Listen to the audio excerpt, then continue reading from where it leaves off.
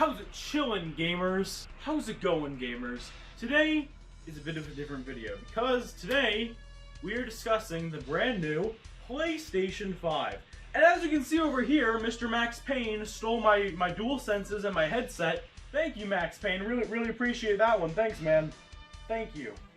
Anyway, so today we're going to be going through a little bit of a deep dive through the PS5 and all of its quirks, features, and accessories. And also, what is the games like?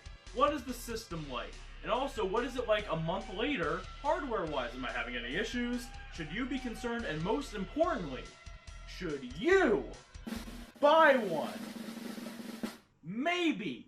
So as you can see here, I'm using my laptop because last time I made a video, I got really sidetracked the entire video. Now some people liked that, some people didn't. We're going to try something a little bit different today because I want to see if I can stay on track for one video. I know, it's kind of hard for me, but we're going to try. My ADHD mode can only go so far. So, that is what we're doing today. So the first thing we're going to talk about today is the PS5's hardware, okay?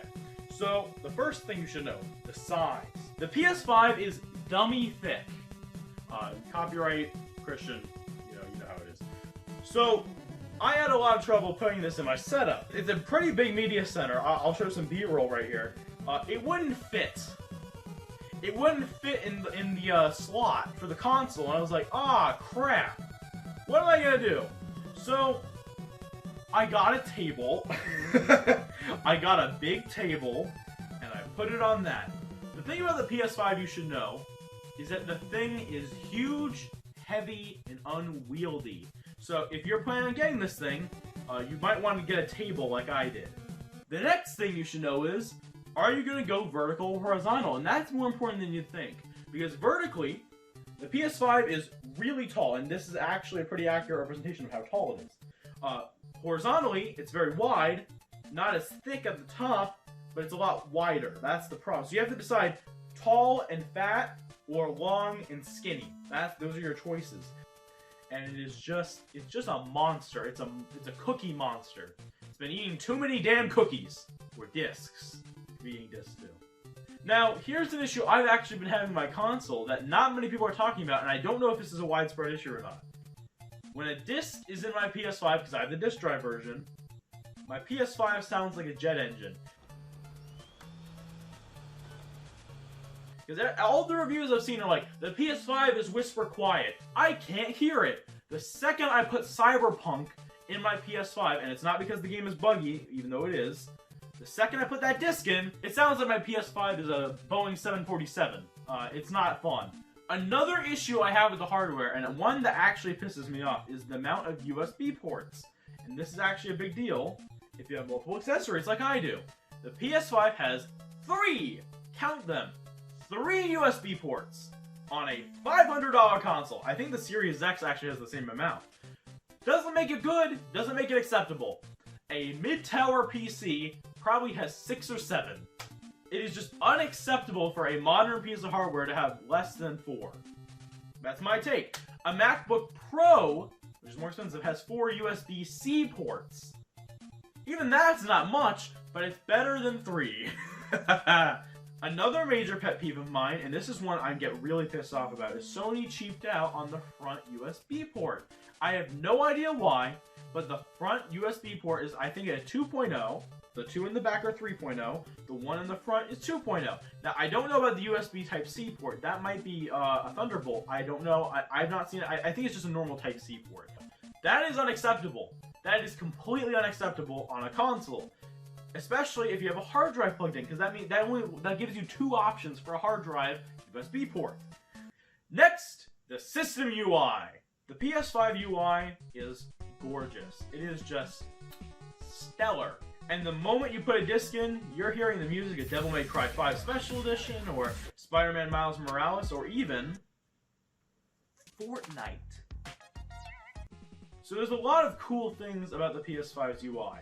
One of my favorites is that, as I said, the music actually plays when you select a game. It actually plays music from the game. I really like that feature. I think it's cool. I think it gives the system a bit of flavor and a little bit of flair. Also, most people don't like this, but I like the game base. The game base is where all your friends, adding friends, party chat, all your friend crap. They wanted to simplify the friend adding experience for people who aren't enthusiasts like me. A lot of people aren't a fan of the game base, but I actually quite like it. I think it simplifies it for a lot of people who don't get tech, and I think that's important. Here's one thing I don't like, though. There are no themes on the PS5. Because, as I said, when you click on a game, or you highlight it for that matter, it shows the music, or you're listening to the music of the game, but there are no customizable themes. There's no backgrounds. There's no music with those backgrounds. It's just the stock PS5 background. Now, they could change that, but I heavily doubt that, because the PS5 theme, like the system UI, is very dependent on the game's artwork that you're selecting when we're highlighting, and the music with it. So I actually heavily doubt there'll be PS4-like themes on the PS5, which is kind of a bummer, because that was a cool feature on that console. Now here is one of my favorite features on the PS5 of the UI. Picture-in-picture mode. Let me give you an example of what picture-in-picture looks like. So, let's put a small video of... what should we put a video of below me? What would be a funny video to put in the corner of the screen? I know! A video from me from 2013. There you go. There's dancing Scream there. Look at him go. Look at him go. Essentially, picture-in-picture shows your gameplay and streams it to your friend's PS5, but you can actually see their game on a certain corner of your screen while you're playing your own game. It's an incredibly useful feature that I don't think enough people get why it's so cool. Because if you're playing a multiplayer game and you don't know where your friend is and he just ran away in the corner, you can say, hey, get out of that corner, let me walk over to you and get you back in a co-op game, right? It's an incredibly useful feature. I wish this was implemented earlier, like on the PS4, because like share play was a thing on the PS4, but wasn't this cool though? Wasn't this cool? Here's another weird one. Spotify on the PS5.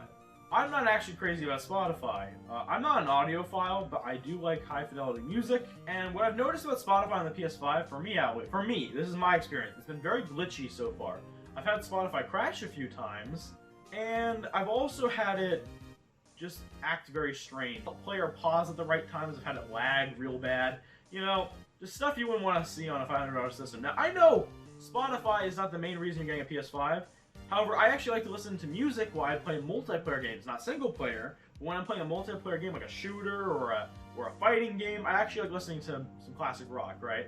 And if I can't do that properly, it's worth mentioning. Be wary about Spotify until they update the PS5. I think it's kind of buggy right now. But ChrisTronbot, you ask? What about the fucking games? Well, I heard you loud and clear. Because let's talk about some fucking video games. PS5 has one of the most diverse launch lineups I have ever seen from a launch system. So, just for comparison, let's look at some popular systems that had horrible fucking launches. The main one that comes to my mind is the Nintendo 3DS. So, if you look at the 3DS's lineup right here, what is there? Pilot Wings? Steel Diver? Oh, but you can play Rayman 2 in 3D! Who wants to do that? Who cares? It's a game from the N64 that was not remastered. It's a shit port in 3D! Yeah, no, it wasn't that compelling. Let's look at the Xbox 360. Perfect Dark Zero. Let's move on. The next one I'm going to highlight is the PlayStation 3. I can't name you anything from the PS3. Because I literally don't know what maybe, I think Resistance might have launched with the PS3. I don't even know if that's true or not. I will edit a note on the bottom of the screen saying if that's true or not. That was a weird launch. PS3 had a weird launch. But now, let's look at the knockout lineup that PlayStation 5 has to offer. We got Miles Morales.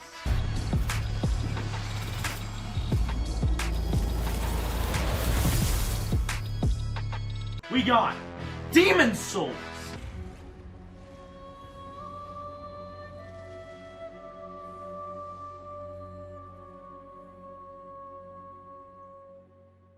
We got Call of Duty Cold War, which as much as some people don't like that game, I'm addicted to it, so I'm gonna include it. How does it feel? Devil May Cry 5 Special Edition.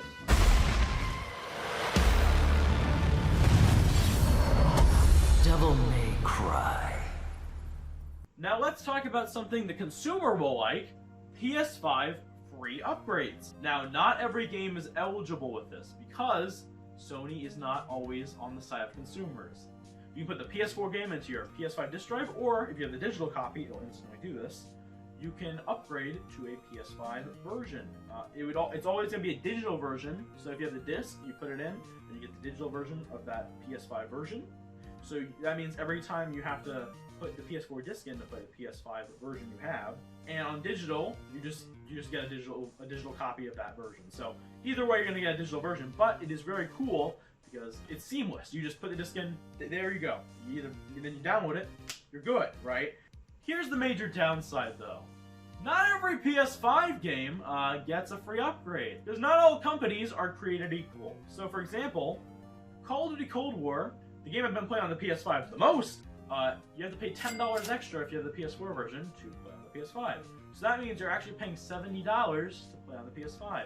That's kind of the next thing we have to talk about with this PlayStation 5, upcharging games. And it kind of takes a lot of the wind out of the sails of these games, because it's like, why would I pay $70 for both Miles Morales and the original Spider-Man, or $50 for a 10-hour game? It's like, the game is great, Miles Morales is great, but is $50 for 10 hours worth your money? A lot of these game companies, I think, are not realizing that there's a value associated with your game. If you charge too much for your game, then the value is lost. If you charge too little, then there's too much value. There's a perceived value to how you sell and charge your game. The whole thing about getting launch hardware is there's an inherent risk.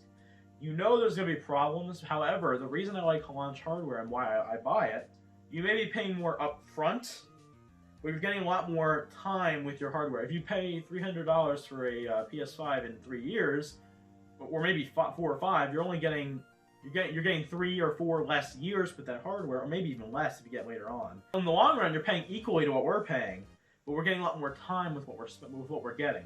Now, it doesn't mean you're going to get a perfect system. You're getting a lot more time with what you're paying for. And honestly, if you're paying $600 in total with all the accessories, games, and all that, you kind of want your stuff to last, you know? And people were asking me, like, why did you get the PS5? And I'm like, well, there's this kind of sense of community when you get a system at launch. I remember when I got my Switch at launch, I waited 8 hours in line, no joke. It was just a wonderful time. We two really nice gentlemen, which I wish I had the names of because I want to get in contact with them. Lost their contacts after that night. We played Wii U and Smash Bros. And Metal Slug while we were waiting for the Switch to release. It was just a magical night. There's just this sense of community and like everyone is together and we're enjoying this new thing together. We can come together for a gaming system, but we can't come together as a society sometimes. That always interests me. Also, my PS5 has hard crashed literally 3 times. All 3 of those times were while downloading something, which is very fucking scary. Because if I'm downloading something and if my hard drive corrupts, then my PS5 is done. It's donezo. If my PS5 dies, and also there's nowhere to buy one because where are you gonna buy a PS5 right now? From God? Now, let's talk about the future. Future! Games are getting delayed due to the global pandemic, such as, these are some of the games that are being delayed, Hogwarts Legends, that's the Harry Potter game that was supposed to come out this year. It's getting delayed till 2022. Pragmata, no one even knows what this game is yet. It was supposed to come out in 2022, now it's 2023, that's 2 years, a 2-year delay! And Returnal got delayed a month and a half, I believe, so games are getting delayed. It's kind of scary because it's like you buy this $500 system and like, will the games that were promised actually release? I don't know. No one knows because we're in a global pandemic. You know, everything's up in the air. Everything is, I mean, it's not just gaming. The whole world's on fire. But what I will say is, I still think these consoles should have waited a year because not only can no one buy one, but the people who can buy one aren't going to get software for like a year. I mean, we're going to get some things. I still think Horizon Forbidden West will come out, but I think that's going to be late this year. I have no faith in God of War releasing this year. No faith at all. I have no faith in that game releasing anytime soon. But there are things to look forward to. It's just, it's not good. It's not looking good for the industry as a whole. Will Sony be able to keep consumers interested in this console during this major game drought? That's one of the things I've been most interested in. Because honestly, how do you interest consumers in a $500 piece of hardware when nothing is going to be coming out for like 6 months? Because that's what it seems like. We're not, the first major exclusive we're getting on the PS5 this year is on April 30th. That's like halfway through the year. Then after that, we're getting Deathloop, which is another time in May. It's like mid-May, right? But We don't know anything else beyond that. We know Ratchet & Clank is going to come out sometime this year. They're saying early this year, but we would know something by now if it was that. It's looking bleak. It's looking very bleak for the console. The core system that we have is actually really good. It's one of the best launch pieces of hardware I've ever had. Yes, the internet cuts out for me, but like I've never had a piece of launch hardware that runs this well from the get-go. My original Xbox One had a lot of issues. My Wii U froze all the time, and that was a day one purchase.